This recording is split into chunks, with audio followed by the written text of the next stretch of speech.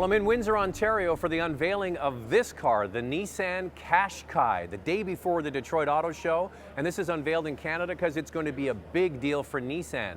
You might not know, but the Rogue is Nissan's best seller, and Canadians are flocking towards small utility vehicles. So what did Nissan decide to do? Bring the European Qashqai here to Canada. It's based on that Rogue platform, but it's just a little bit smaller and competing in that sort of compact to subcompact utility space. We've actually had a chance to drive it over in the UK, kind of got a sneak peek before everybody else. So we're going to find out more about that. But first of all, what makes this vehicle unique is the fact that it's going to be available with a lot of great standard features, like heated seats come standard equipment in Canada. You're also going to be able to get a heated steering wheel, a backup camera comes standard, and a remote start is optional as well. And of course, all-wheel drive for our Canadian marketplace. Now, some markets are going to like the 6-speed manual transmission. That goes to the front wheels only. If you want all-wheel drive, you get the continuously variable transmission. But we're here talking about Qashqai. First of all, what does Qashqai mean? Well, Qashqai is actually a very difficult name, but the history of it, it's a Bedouin tribe. And this Bedouin tribe are nomadics. You know, it epitomizes the adventure. It was a risk to start with, but actually it's been a great success, and you know, I think it's a fantastic name for this car. This is the first generation into Canada. However, in European market, it's actually the second generation. So the first generation was launched in 2007. We've then launched the second generation in 2014.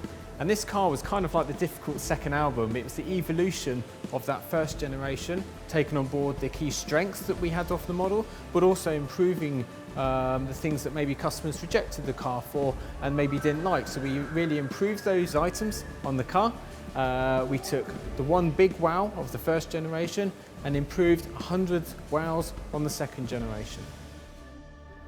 Now, as I mentioned, this is based on the smaller version of the Rogue, but it is a nice size. When you look at a competitive set, say the Honda HR-V, this vehicle is bigger. You notice it in the wheelbase, you notice it in the back seat. Sure, this is a small vehicle, it's not going to be perfect for a family. Families will probably want to get the Rogue, but the cargo space around the back is very functional. So bigger than most of its competitive set, nicely spaced between those vehicles and the larger Rogue.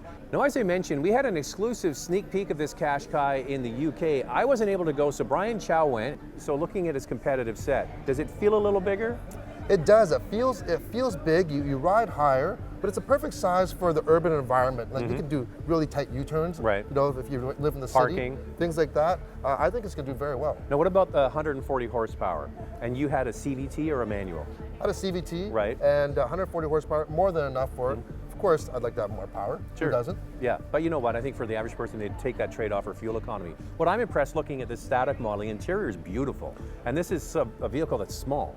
It's quite premium. You don't really have any compromises being that it's small. In the Canadian market, especially with the all-wheel drive, I think it's going to do very well. Yeah, too bad I didn't get a chance to drive it. Your loss, my gain.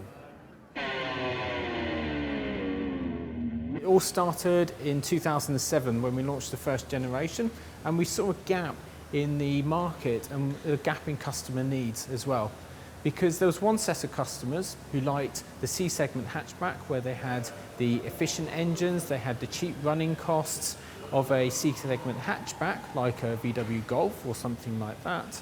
But then they were missing the safety, the off-road adventure of an SUV, which had not only a high equipment level, more safety, but also a higher price. So what we did was knock down those barriers between those two segments, bringing them together to create the C crossover segment, when Qashqai was really the father of that segment in Europe.